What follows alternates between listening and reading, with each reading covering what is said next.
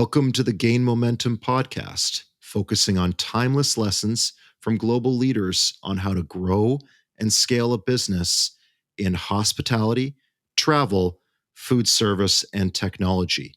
I'm here with my special co-host, Michael Cohen. How are you, Michael? I'm great. Always a pleasure, and really excited to talk to John about very innovative and interesting things. And our guest is John Smallwood, president of Travel Outlook, which also features Annette, the virtual hotel agent. How are you, John? I'm fine. Thank you very much, Adam. Thank you for having me. Great to have you.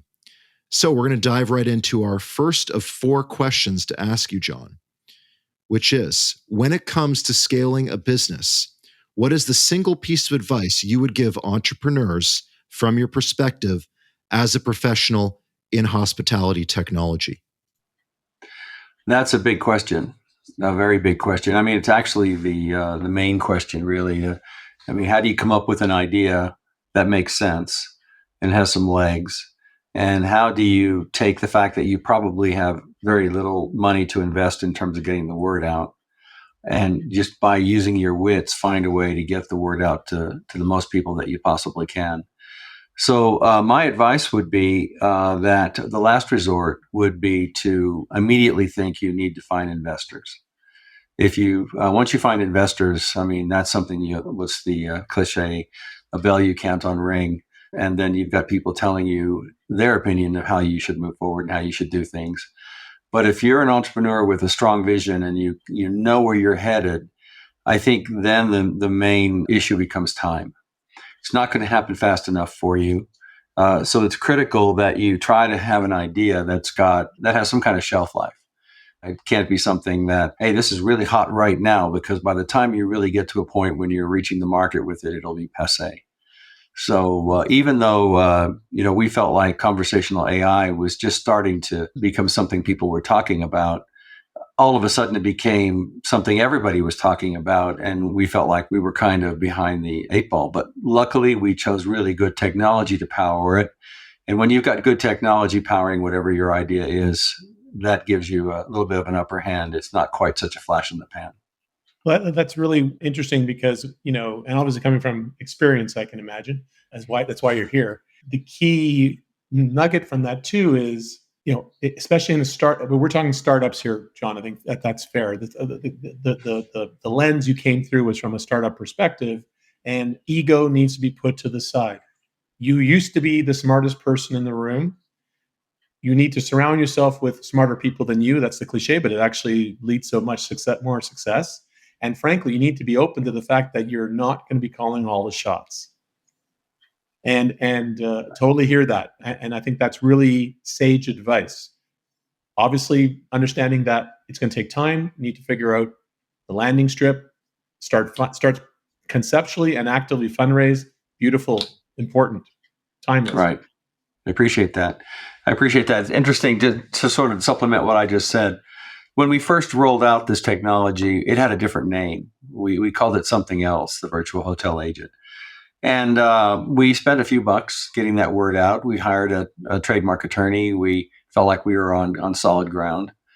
And then it turns out that the U.S. Patent and Trademark Office had a backlog of things because of COVID. And the trademark attorney we hired didn't actually check that very well.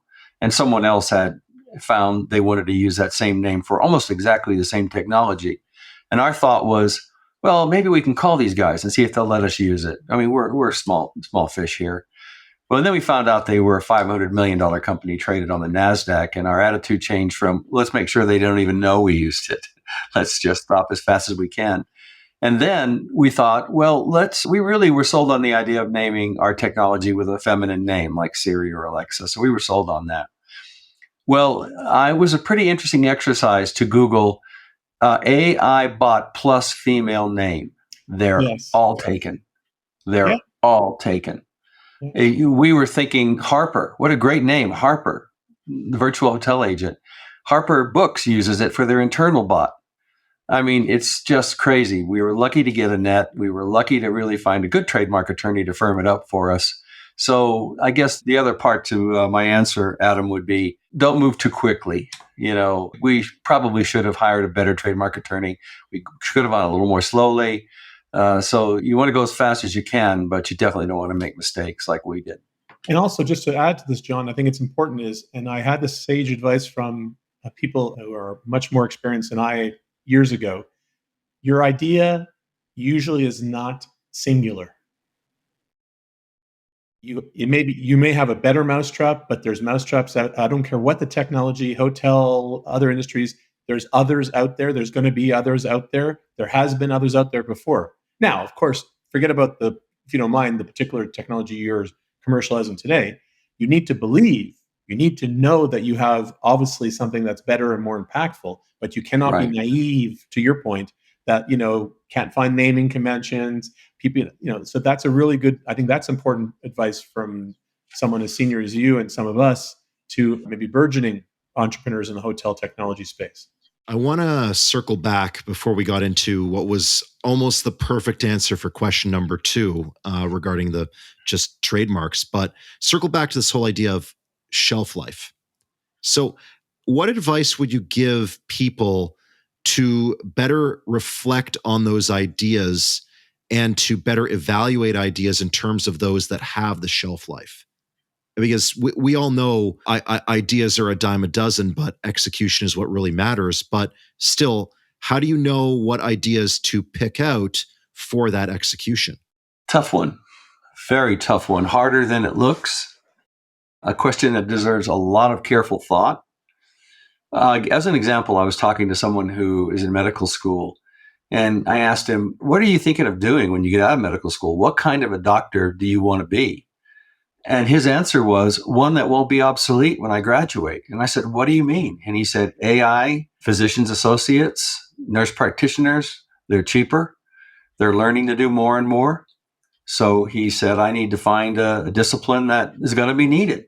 So he's thinking surgery or something more serious like that. But that's a good example of looking down the road and thinking, when I go to market or when I go to get my job, will there be a job? Will there be a market? So the shelf life concept is one that requires probably more thought than people give to it. It's kind of an exercise of thinking, let me put myself into the future, trying to remember how quickly things have changed in the past, say 10 years. What will be needed? What would be available? As you know, Adam, our main business is a call center, Travel Outlook, a premier hotel call center, where we focus on 4 and 5 star luxury properties. We have a very strong niche, and that we got into that because our thinking was that when someone wants to book a hotel room with a $500 average daily rate, they're not going to want to do it online. They're not going to want to talk to they want to know what they're getting for $500. So we aimed for that market. And Annette, I believe, is going to have a shelf life because we're hoping to get her installed in many places as we can. But the technology is changing so fast. Soon, Google's basically going to say, if you buy a certain amount of AdWords, we'll give you the technology. It's just going to be a giveaway. Luckily, we've chosen a provider that's spent hundreds of millions of dollars developing it, the ability to understand the question, but it all changes so fast. It changes so fast. So it's almost impossible to predict, but my answer would be take more time than you think, thinking about what might happen before you put all your eggs in that basket. So to that point, would you agree that building in the capacity to selectively pivot, and flexibility into the product planning or the solution planning or the business planning, because of what we just said, that I believe, and this is a generalization, shelf lives are shrinking in general. So the ability to have, to create multi shelves that may be adjoined, that you could kind of like hop on, that's relevant enough or related enough that you don't have to do a whole rebuild or a whole reorg or a whole new business model, but you have that ability to kind of take momentum, repurpose and push the momentum to that next level of slight change in the industry, competitive environments changed, black swan event, right, John? I mean, all these different variables, right? So that's interesting. Yeah, what's popping into my mind was what came through my email box today in my Word a Day program. The word today was quaquaversal. which means universal in all directions, qua-versal. And it's exactly what you just described, Michael. You want to have an idea that can go in any direction, anytime. I got to think that those ideas are made of platinum. They don't come very often. They're premium. But I hear what you're saying, and I think it's an essential point that shouldn't go unrecognized. And that is that if you think you've got a great idea, you got to think, can it be used in more than one way? Can I connect it to something else and have it work? Yeah, those are the kinds of questions that if you ask, you have a shot at actually making it and having something that might make it to market. Isn't the whole thought process of trying to fit an existing idea to another entity, isn't that an idea of itself? So aren't you just creating a practice of creating more ideas? Seems like the exercise itself creates a bit of a virtuous circle in terms of thinking of better ideas as you go through it. Idea APIs. Yeah, there you go. Coming soon, AGI is next. Anyway, John, on to our second question. What are some of the common pitfalls or failures you have witnessed that business owners should look to avoid when scaling their business? Well, we've talked about the big one, which is getting so locked into one simple idea that you devote all your efforts to that. And then by the time you've reached the point where you go to market, everyone's got one, or yours is not as good as the one next door. So I would go back to my comment earlier about why we created Travel Outlook, which was the idea that people spending a lot of money for a hotel room would want to speak to someone. They'd want to be sold.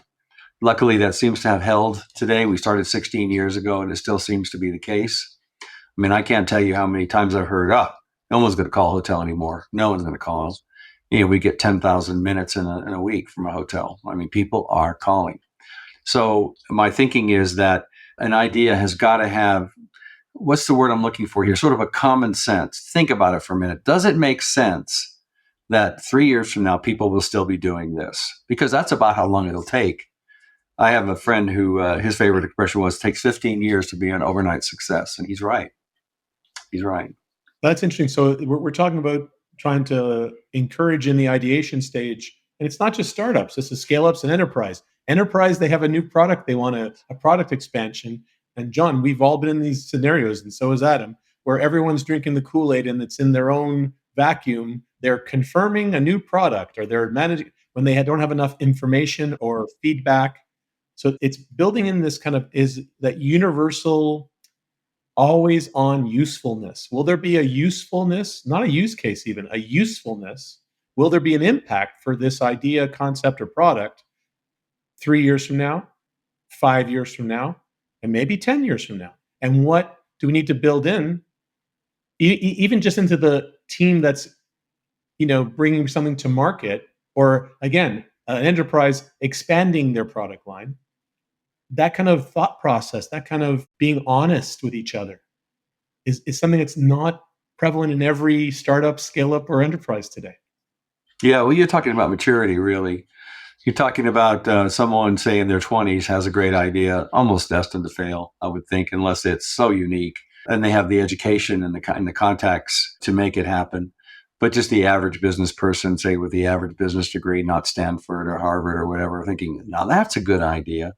But if you got someone who's been around people who have seen it all before, well, here's my idea.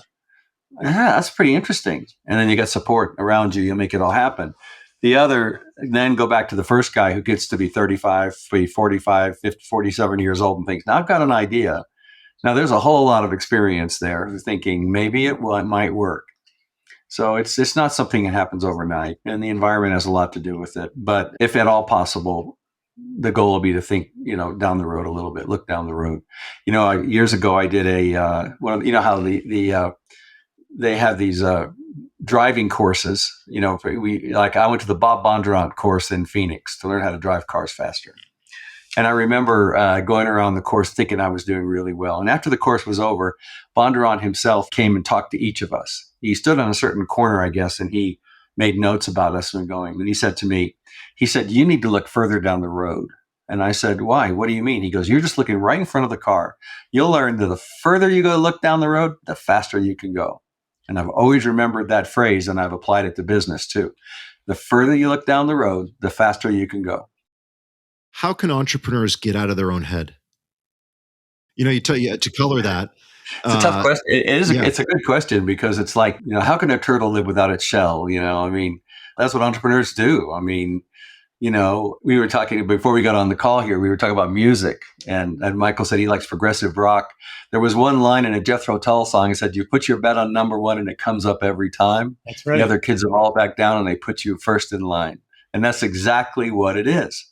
You put your bet on number one and that's you. And then I think the final line on that is, and you wonder who to call on. Well, there is no one to call on. It's just you. I mean, I've heard it said that the best thing about working for yourself is there's no one to tell you what to do. But the worst thing is there's no one to tell you what to do. So that's it. I mean, I don't know how you want to get out of your own head. I don't know that it's something that you want to do. I think it's, that's where you're comfortable and that's where the ideas come from, Now, there are some people who, when they're in their own head and they don't know what to do, I mean, obviously they're not going to go anywhere or do anything with it. But if you've got a modicum of business ability and skill, the ability to organize people toward a goal that you have in mind, I don't know that you want to get out of your own head. John, we're going to move on to our third question. What do you see as the key opportunities and challenges for hospitality technology companies in late 2023 and beyond?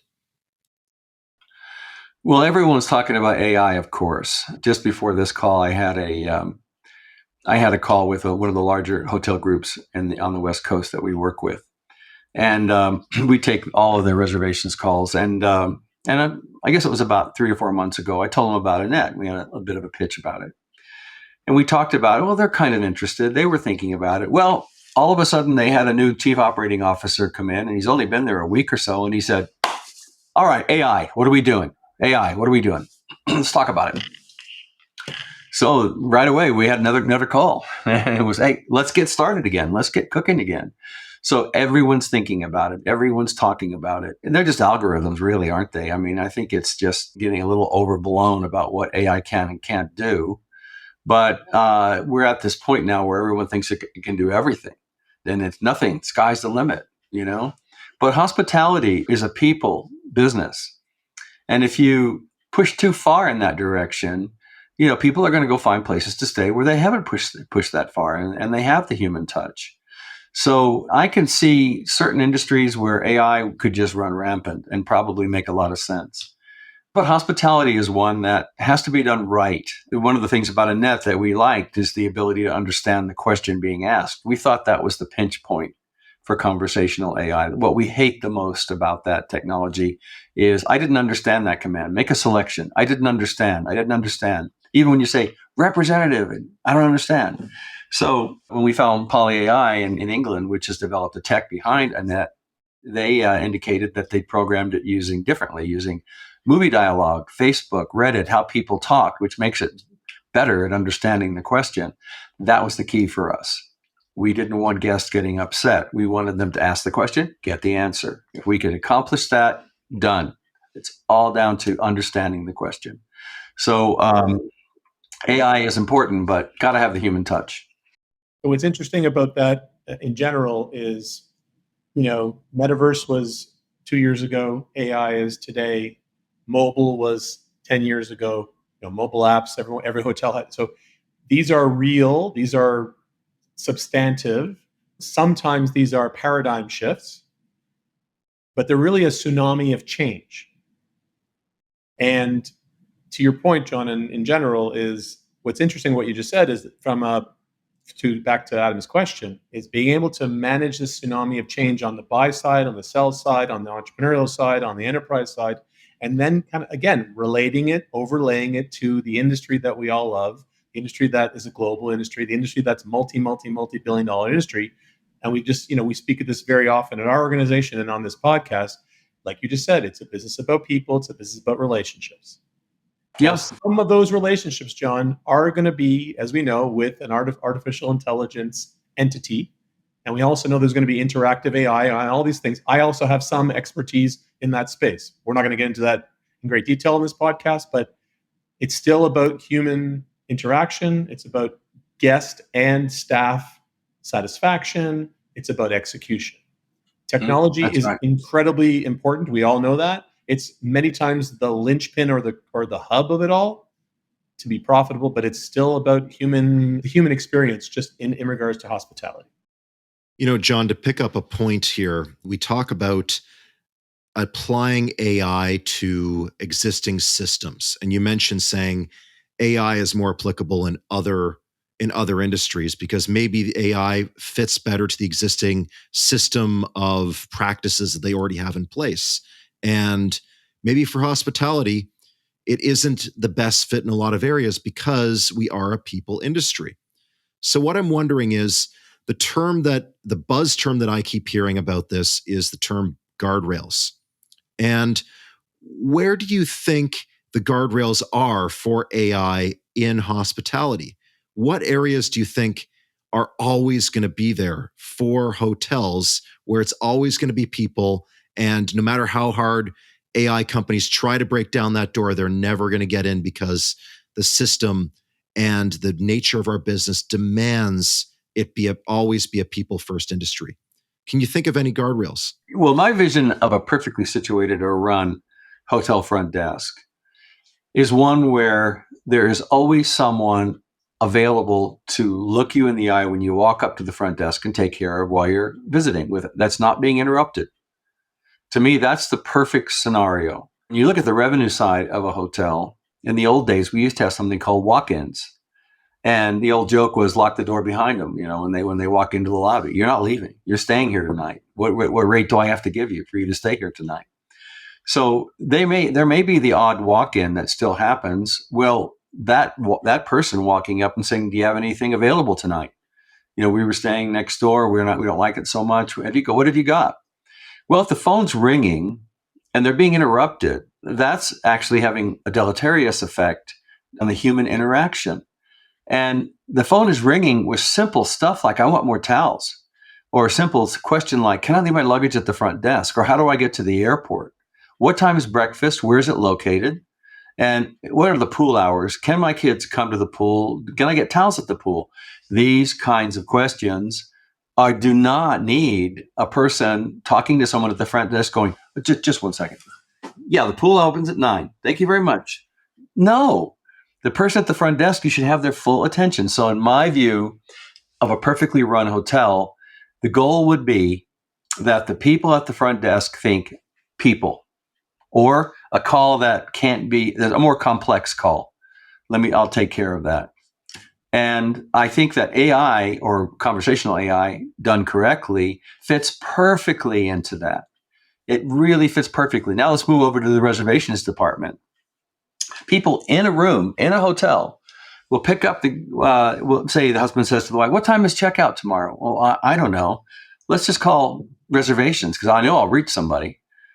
"Yeah, hi, what time is checkout?" And you got a reservation agent who's been trained on a sales process to close business, answering a call. Meantime, other calls are coming in, revenue's being lost. You could put the technology in there too to peel off those calls. If you got a simple question I can answer for you before I transfer you to reservations. "Yeah, what time's checkout?" "Oh, it's 11 o'clock. Anything else?" "No, that's it." Reservation is unmolested. And they're talking to people. Front desk, unmolested, talking to people when they walk up to the desk. Those are the ways I think that AI should be implemented, not coming at it from a point of view of how much money can I save.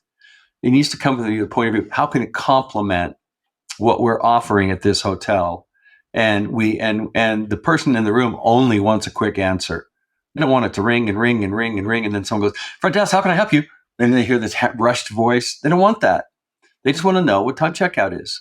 So putting it in carefully, surgically, that way can really make a big difference and make everyone's life better. It doesn't become a matter of AI taking over the world. It becomes a matter of AI making things actually better. As a follow up to that question and that answer, your experience from what you said is in the luxury upscale sector. And do you see those same rules and that same system? Is it the same as you go down to other categories? Absolutely. My wife and I travel a lot, and it makes no sense to spend $500 and $600 a night everywhere you go. I mean, that's a special trip, right? So we do stay at mid-scale hotels. We If they're well located, we try to stay at Independence all we can, but if they're located near where we need to be, and again, front desk, you just have that same experience. Whether you're paying $175 a night or you're paying $675 a night, you have that same experience. And where does this really show up if you do it right? TripAdvisor. That person at the front desk can win over a guest who may have had a stopped up toilet the night before. So sorry that happened. Here's a little coupon. Have a breakfast on us. Whatever. They go back and leave a 5-star review. So it's a beautiful, sort of circle of guest service equals more revenue. And I guess you can measure that on TripAdvisor. You can use AI to measure that now using sentiment analysis. Well, I can tell you this: we implemented Annette for outrigger hotels. And Jenna Villalobos at Outrigger was telling me that they have seen an increase in their CSAT scores after installing Annette. They named Annette Coral, and they use Hawaiian voice talent for her voice. So it all fits together beautifully, and the CSAT scores have gone up overall. Wow, John, we're going to move into our fourth question. What are the key things innovative leaders and entrepreneurs should prioritize and focus on to gain traction for their business? Interesting you asked this. I was a terrible student in college. Really bad student. It took me forever to get out. I finally did. But then I found that I was pretty good at business, and I got more job offers than anybody my senior year, and just, ticked over, and I kept on going, but I was always living by my wits. And I've said to my wife quite often, I really wished I'd paid attention in school. I wish I'd learned the stuff they were trying to teach me, because I learned it the hard way. I learned at School of Hard Knocks. How many years did I waste? How much money did I waste by just not paying attention when I was younger? So my advice would be, color by numbers. Don't skip any steps. Spend any spare time you have learning about how to read a financial statement. Really understand it, top to bottom. Understand theories of management, those types of things. I feel like if I painted by numbers when I was younger, I think I'd be a little further ahead than where I am now. I'm happy with where I am, obviously, but still the point is that you need to have a real assessment. And so my advice to someone starting out would be, it's very simple. You read the Wall Street Journal every day, read your textbooks from college, call your college advisor and ask them a question or two. Understand. Don't say you understand and take whatever time it takes to do that. And I think that if you do that, everything else will fall into place. So it's interesting because what you're talking about is core principles in the commercialization or business world. Forget about hotel technology, forget about hospitality for a second. And that many innovative people, some of them have gone through, incredible experiences at Stanford and MIT. And obviously they painted by the numbers and had this innate talent. Right. And the contacts. I mean, they're in a class full of people that are stimulating them. Everyone's as smart as everyone else, and it's right. Only the best can come out of that. I appreciate that. Obviously, I respect that, but the scenario is that there's multiple paths to success. One that you're talking about is, as you said, the School of Hard Knocks is sort of romanticized for entrepreneurship or scaling up a business, or even if in your corporate career in an enterprise, it's sort of romanticized. It is a path. Many, many people have done it, but that's a very, what's the word?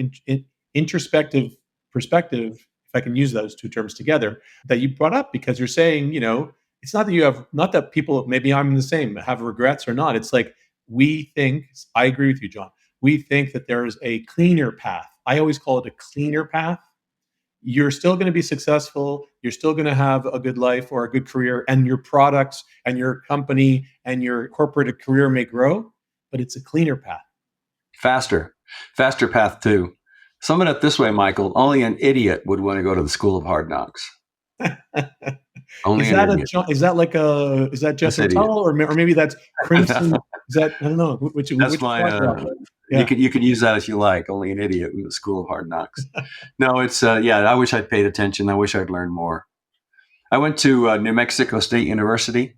I'm from New Mexico. I'm here in Santa Fe right now. This is where I've lived most of my life. And my wife is from England, and quite often she'll lord it over me with Oxford and Cambridge, and I'll say to her, "Did any of those universities discover a planet?" Because Pluto was discovered at New Mexico State. There you go. So I get all these things about, it's a dwarf planet. It's really an asteroid. That sounds to me like whining. Right. Just kidding.